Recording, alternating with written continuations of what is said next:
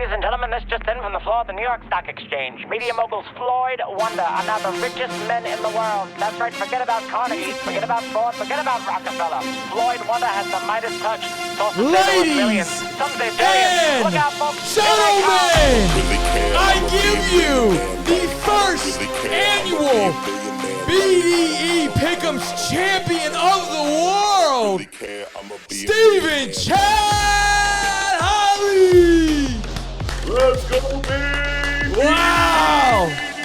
Can you smell what this podcast is cooking? Woo! This is the trophy. What's up? Well done, Stephen Chad, my guy. Dude, you look fucking awesome, man. You look like a billion. Listen. I brought the chains for the lockdown, baby. I'm locked. I'm a lock. Baby, calling me these days. What's up? I'm here for it, man. I am so excited that you brought the heat. You look fan-flippin-tastic, dude. You look like a winner. Because you know what, Steven? Steven, you are a winner. Okay? I'm proud of you. Proud of you. You look good in all your glory. First time for everything in this life. It's just this lifetime that deals us this hand of cards we have, Sheldon. We have a big trophy that has a lot of room for plaques, right? I ordered 19 plaques to be exact. But to be the first one, that's huge. Because no matter what happens, you're always going to be the first one. Everybody remembers the first winner. They really do. Nobody remembers in between. Now, if we start getting some back-to-backs and some dynasty, right, that'll overshadow it a little bit. But the first one, Steven, it's pretty sweet, man. It sucks that I have to pass this over and give this to you and deliver this to you tomorrow. It's going to be absolutely brutal. I think it's going to be good to get out of my house so I can get some good juju back. It's the juju. You know it. You said it. You don't want to touch the trophy. You don't want to be around the trophy. You held it for the people at home, and that might have been the curse. I don't think it was anything that I did. I'll be completely honest. I came through clutch on 1 week that really separated you and I. But for the grand scheme of things, it's a beautiful trophy. Worked hard for it. Spit some hot fire. Look, I'm rocking a chain for the lockdown. Let's go. What's great is that we didn't plan for you to wear FSU and Gator. This was not talked about. Now I do want to make. So I got the signed Youngblood jersey on tonight. I do want to make a point about this. The reason I wore a Gator jersey is because I can't let you have all of it. I just wanted to remind you of the greatest college football team in Florida this year. It's not by much, by any stretch. But I was like, look, I got to get something. By 3 points in the ugliest game I've ever watched. I got to get something. Because you guys beat Miami, we beat you, therefore and UCF doesn't count. So therefore, we're the best. Now, Steven, let me go ahead and wipe this bad boy off. I've got your name here on this plaque. Go ahead and peel her off. Get this bad boy ready here. Look at that darling right there. Hold on, let me get you some music. This is just not right without music. TIP. Hey, Jamie, JT. It's about time to get back hot again, man. You know I'm fresh out this thing. Let go. You know you're looking at a winner. I'm so up there and so out there. You so not here. Hey. You see, we so up there and we so out there. Hey, I'm waking up in the morning, hustling to the stage and performing, bustling through the hate and busting the door. Lately nothing misses, I must have been scoring. And speaking of the misses, I'm watching them pouring. Just like a drink that I'm enjoying. And don't mean muggers, you're welcome to join. I was struggling. Look at it, Steven. Oh, yeah. Wow. God, that is awesome. Oh, Damn it. This onesie is tight. We just throw it. Unscrew it off at the bottom. I pick it up. It'll just fall to fucking fall apart. Fuck you, Steven. That's awesome. I want to thank Bryson for sucking when you totally thought he was going to come up clutch. The calculus, all the nonsense. Bryson was absolutely dude, just huge for me. I don't think I won a pick last week, to be honest with you. I don't think I won a pick. All right, we got a lot to talk about. I want to let you guys know, Wieners and Wags, we are ending the season 1. We are going to have a special episode next week for Austin. He doesn't know it yet, so if he's watching this, now he knows. We've got a little celebration for him. We're going to bring him back for season 2, which is going to start at the beginning of the year. We're going to make some changes to it. But end of the year, end of season 1. I think it was a great season 1, to be honest with you. Amazing season 1. The ratings were through the roof. Had some battles. That was amazing to see. Just the stallion come in. I mean, just the wags just taking shots left and right. Just couldn't break him. Just couldn't break the guy. He locked it down. He had it locked down. Let's get into the pick'ems. I'm over the trophy. I'm ready to win it back from you. Okay, we're gonna get into the trophies, the picks. We got championship weekend. One hell of a bro. December is gonna be nuts. We're going through the end of the year. We're gonna go from December 1st to the end of the year. We're gonna have New Year's Eve game. It's gonna be freaking crazy. This is gonna be an intense scorekeeper. We gotta make sure we do this right because it's gonna be exciting. And we are starting off with an absolute banger. Steven, I'll let you. You had this pick. I'll go ahead and let you tell the game and tell your pick. Well, look, I've been ragging on Oklahoma all year. Haven't liked them. Haven't wanted to talk about them. Oklahoma State, they come in. I feel like this is going to be my pick. It's just a mess. The state of Oklahoma could fall off the face of the planet into the ocean. Nobody would know. Where it goes. Get out of here. Lincoln Riley wouldn't even realize it. No. I ran the man out. I will talk about that in a minute. But I ran the man out of town. Look, we got a championship game out there in whatever the hell conference that is right now. The Big 12. My goodness. Baylor and Oklahoma State. Baylor is giving 5.5. I'm gonna stick with what I've done all year. No, Baylor's getting 5. And take Oklahoma State. You're taking Oklahoma State -5, which means I'm being left with Baylor, which I'm not mad about. I'm not mad about it. This is how he did it. We got to pick each other's games. He picked that game. Moving into the next game, SEC Showdown. Oof. The dominant dogs versus the Roll Tide, Nick Saban, Bama. Bama's getting +6.5. I don't think I've ever seen this in my entirety of my lifetime, where it's possible where they've been in the underdogs, but 6.5. It's too many points. It's too many points. Nick doesn't lose twice. We're going to see Georgia and Bama in the playoffs. Bama takes down Georgia. Georgia might redeem themselves later, and we'll get to that. Bama takes down the dogs. I almost want to feel so confident. I might even take them straight up, but I'm going to take my points because I'm going to need them. Ooh. Bama. Look, I love the dogs when I'm playing the Gators, but I'm here to win this damn trophy. playing up here. You don't bet against Nick when you give him 6.5. I'm be honest. That's crazy to me. The guy's crazy too good. He'll find a defense to beat you. I watched a video a couple weeks ago on the defense that he used against Clemson in their first championship battle that they had, because I want to say they had 3 of them, and it was schematically unbelievable, and it was simple. It just, here's what you're going to do. If they do this, you flip here. But they ran essentially the same play the whole game, and it just always put them in position. When you can run a simple defense to beat a complex offense, that's hands down, you are a genius. Roll Tide. Next game, Steven. Hit me. Well, look, we're going here out to the most exciting area of the country. It might be the game of the year. It might be the game of the year. We're going to Michigan and Iowa. Oh, I thought you were talking about the other game. Yeah, that's going to be a good game. Well, go ahead. I mean, look. You're saving the other game. We'll say that one. I'm going to go Michigan and Iowa only because, look, Michigan has had an incredible year. They finally got off the schneid with their rivals. They beat the big bad Ohio State. They got to beat them at home. Harbaugh looks like a genius. He looks like it's finally coming around. Does. Taking Iowa. Iowa. +11. They're ranked 13th against mighty number 2 Michigan. +11. And, I like the pick. I get Michigan, so I'm not angry, but I like your pick. With a 10.5 point swing there. So I think it changed. It just changed to 11. It was 10.5 when we spoke earlier. Yeah, it changed to 11. It's going to be bouncing. I take it and run with it. It's huge. Next game. We got this game is absolute. This is trash, to be honest with you. I chose this game because I didn't really care. Pitt versus Wake Forest. They're giving Wake +3. So to me, that's a steal. Golly. This is what Hey, lost do you know what Jacksonville conference ACC they're in? What championship. conference This do was those like teams Georgia play in? Tech versus Wake or something. What conference do those two teams play in? Do you know?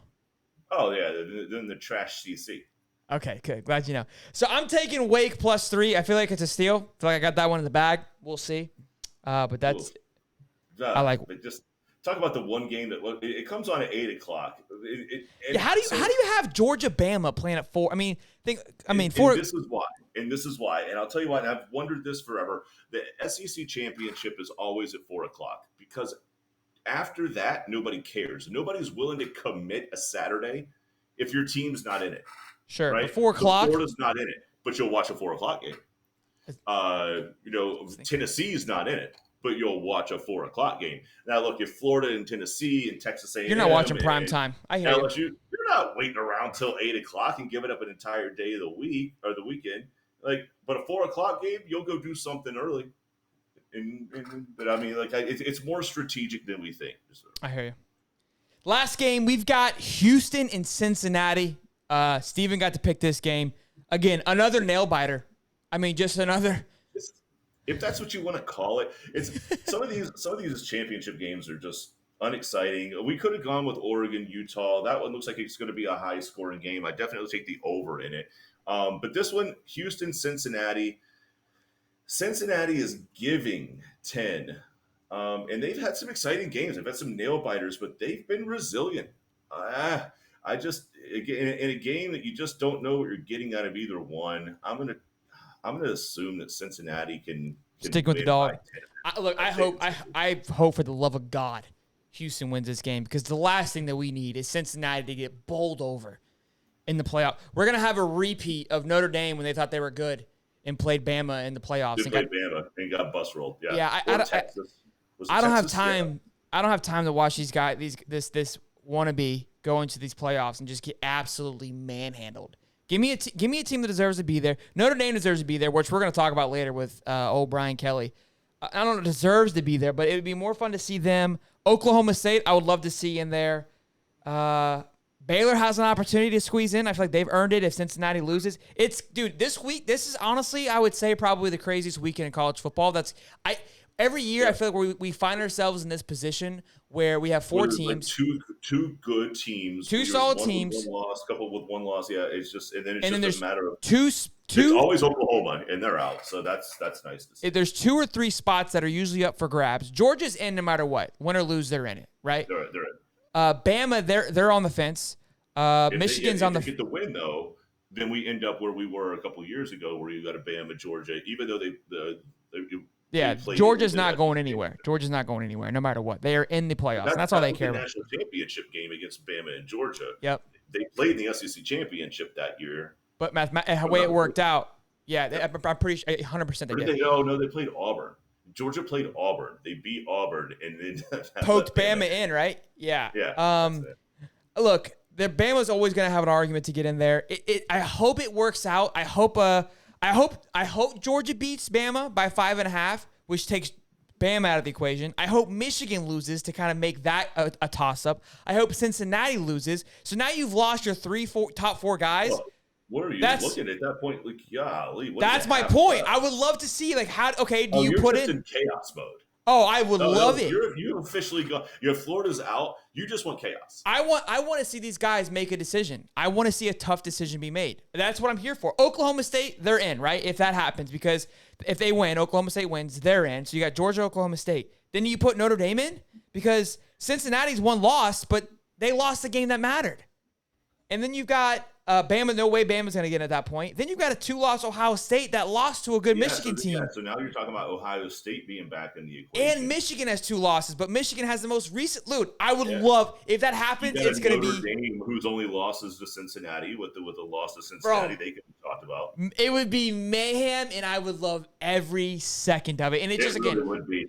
That would be the scenario that the college football playoffs don't want. They don't want anything to do with it. Dude, I'm telling you, every year when I feel like we have an opportunity for them to have to make a tough decision, it doesn't happen because it lays down for them. It lays down. I hope this is the year. I feel like when that happens, here's what they typically do: Clemson, Bama, Ohio, or Oklahoma, Ohio State. Pick random 4. Yeah. And then Ohio State. And it always feels that way. Look, that's how it feels. But this year, there's a lot of decisions, and I'm here for it. I love it. Look, do you put Iowa? If Iowa wins and beats Michigan, do you put Iowa in? At 10-2, but you just beat Michigan. You just beat. Losses. But hold on. So you're gonna put a 2-loss Ohio State in? You're gonna put a 2-loss. No, I'm just saying that's just the old school typical. Those are the 4 I know, teams but listen, if Michigan loses, that's 2 losses. If Bama loses, that's 2 losses. They lost the most important game. If Cincinnati loses, they're probably in. And if Oklahoma State wins, they're probably in. Let's say Cincinnati loses. No way they should be in, right? Nope. So Oklahoma State wins, they're in. So now you've got Georgia, Oklahoma State because Bama and Michigan lost, right? Then you've got Notre Dame. I would say they're argued to be in. At that point, they should be argued at that point. Yes. At that point, after that, you've got Ohio State, Ole Miss, Baylor, Oregon, Michigan State. Well, I guess Baylor would be the argument because they would have to beat Oklahoma. So Iowa really doesn't have unless they dominate Michigan, they really don't have a case because Baylor, or Oklahoma is in front of them. State would be the pick at that point. Dang it.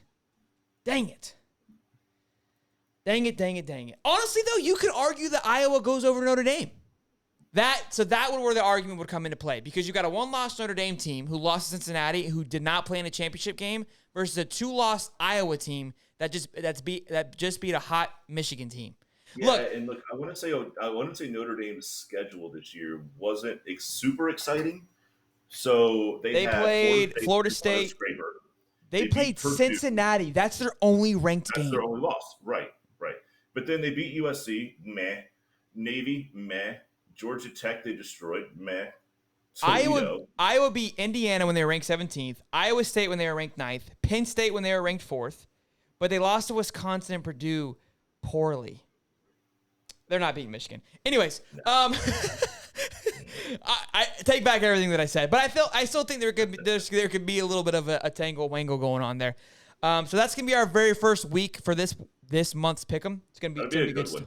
It's gonna be good. Championship week to start out the new run for the Cup is gonna be interesting because there's a couple of games in there that are just super unexciting but super competitive in an ugly way.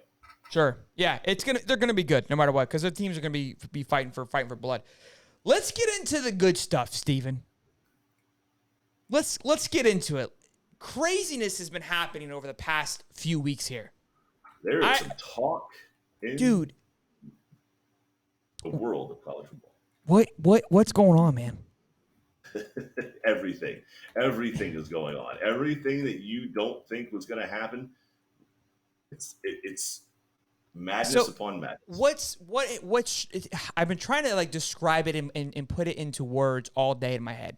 All right, you know me. When I'm in my head, it's a dangerous place to be in, and I'm trying to describe because when I was a kid growing up and colleges are signing in coaches and whatnot, it wasn't as grand of a deal, right? It was all about the players, it's about getting 5-star commits and who's going there and who's going where, and the coaches kind of came in and left, right? There wasn't a lot of hype behind it. It wasn't this big whatever word, insert whatever you want to put there, this big charade of excitement. But now it feels like it's the coach show.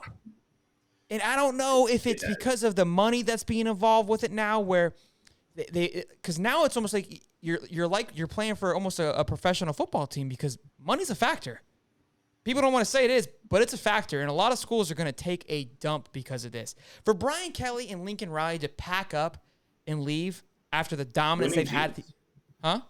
Winning teams. And we just talked about Notre Dame could possibly be in the playoffs, and homeboy just packed his bag and left. He's already got his LSU gear on.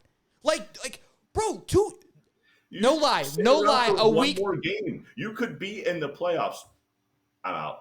A week ago, they asked him. They go, "Hey, would you leave?" And he goes, "Mike Tomlin said it best."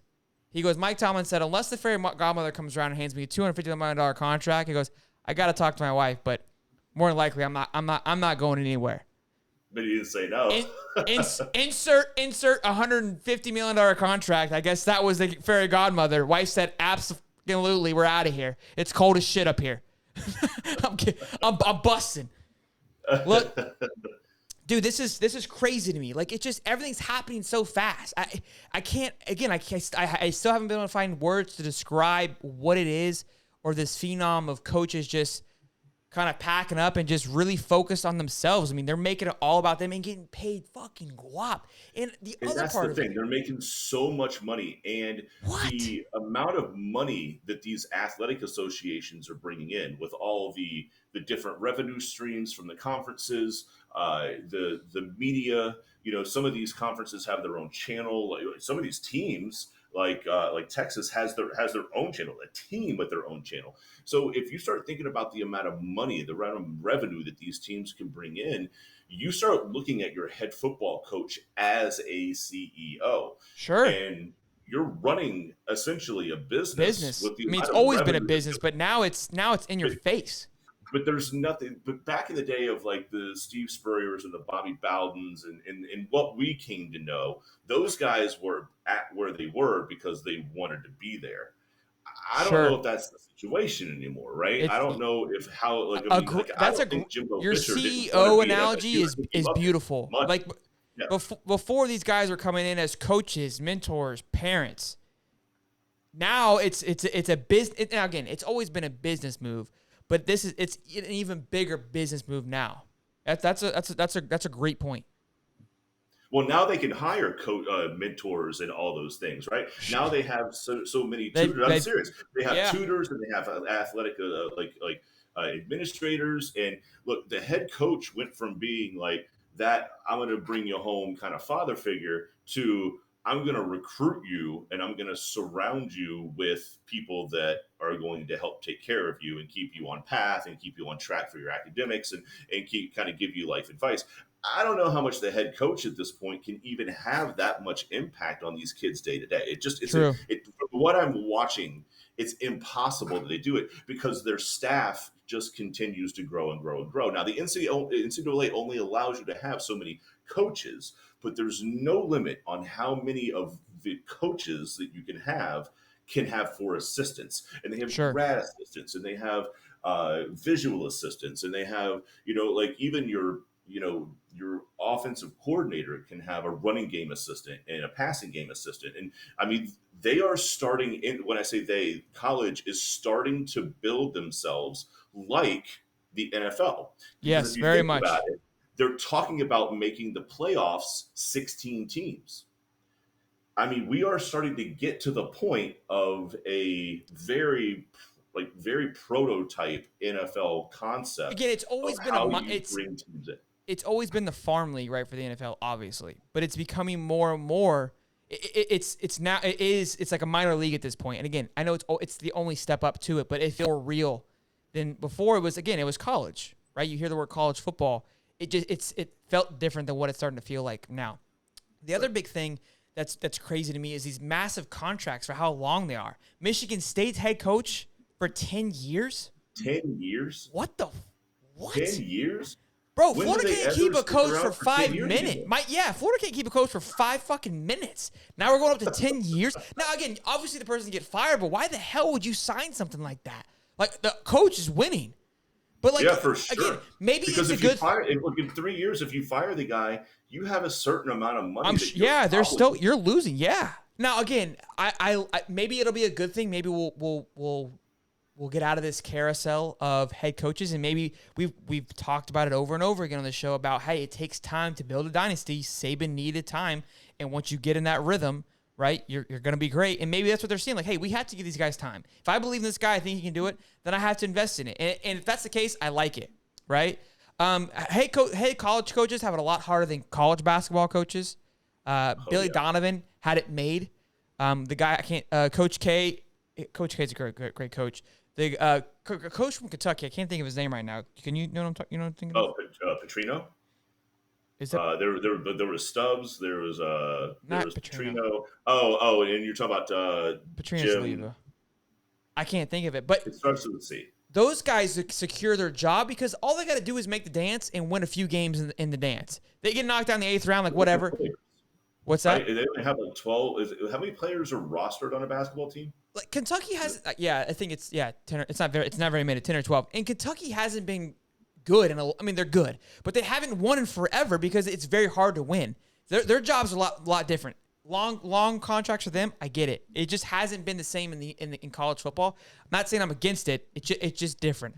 Look, I love seeing like year in and year out because the Spurriers of the day, the Bowdens, the reason why they're looked at for the way they're looked at is because they were there for such a long time.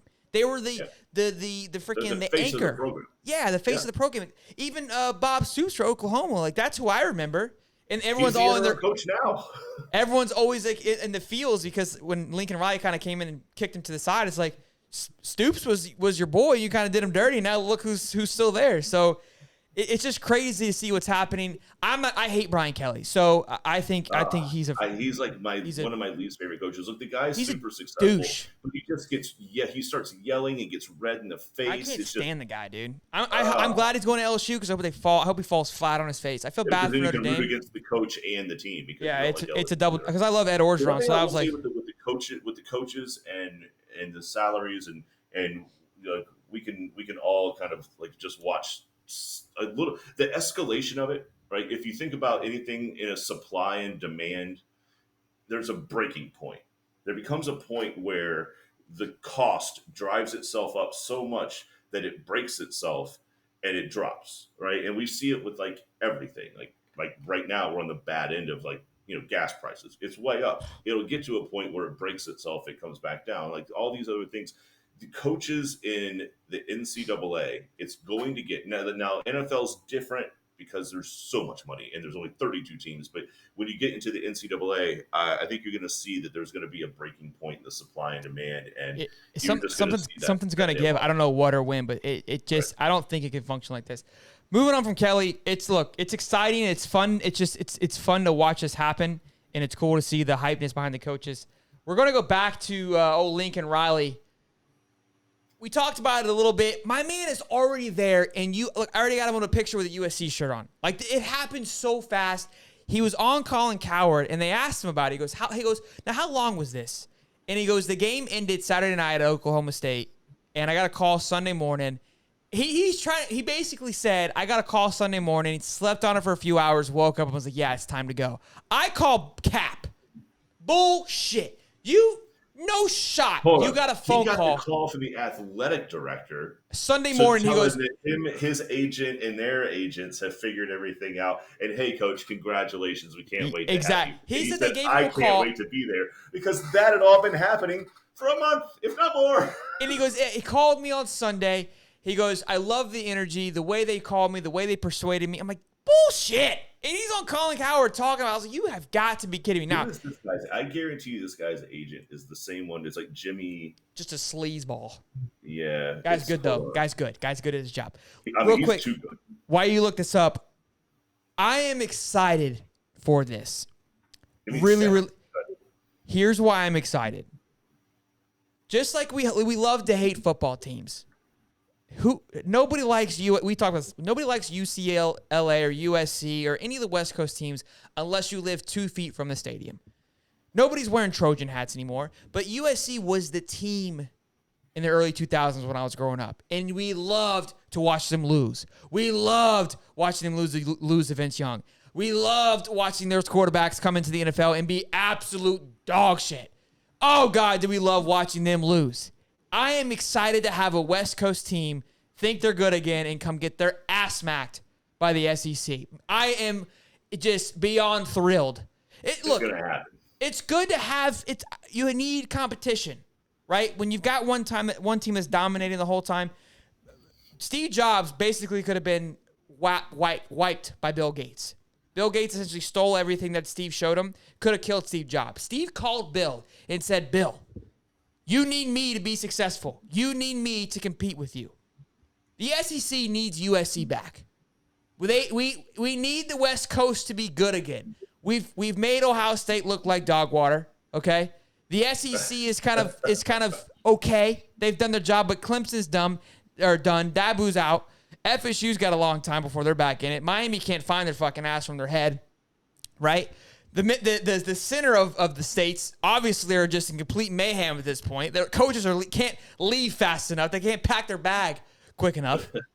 Bro, it's time for the West to get good again. Another fun side point, too. I was like, do you know he had USC buy his house or sell his house or buy his house from him in Oklahoma? They bought his house. That's a thing. They bought him a house. I have it right here. And they gave him a jet. Yeah. Let me see what else. They gave him access to one at all times, which is essentially close enough. Yeah. But man, I bet some people wish it was a helicopter. Wow. Well done. Well done. Real quick, back to Brian Kelly. I know we're kind of, I had this screenshot and I forgot to share this. Let's bring this back up so people know what we're talking about. So a coach from Notre Dame, this is the tweet. This is not the coach's tweet, but the guy tweeted what the coach said. This is usually how things go, but Brian Kelly has ghosted everyone at Notre Dame. Just spoke to one of his assistants who saw reports on his phone tonight as he was exiting a recruit's home. The news broke when I walked out of the house, so I looked like a fucking asshole. I just wanted to give you one more reason to hate Brian freaking Kelly because he's a doucher. All right, back to our boy here. But yes, Lincoln Riley, his contract is ridiculous. My man said, I'm going to get everything and all of it. But I can only imagine what I was thinking about, like this is the dumb shit that I think about, is I know for a fact homeboy showed up to his home just closet full of USC gear. Just in his size, tailored. I was like, that's so fucking cool. Well, I mean, okay, so you have to think on the interview when he went out there, right? I mean, maybe they did the whole like interview process via Zoom or something. No, he was out there. He was out there. He was mounts behind him and everything. He was flat. Trust me. Before there was a contract offer, there was a handshake agreement. They got his measurements because they show up and they're like, "Let me just you got a suit that's a 34 chest and it's tailored." They're like, perfect. "Oh yeah, we got that perfect size." But they always show up. They walk in, and it's like, boom, to the nines. What's up? And then you're like, "You just had that laying around, huh?" I love it, man. Already embroidered with the logo in the pocket. You just had one.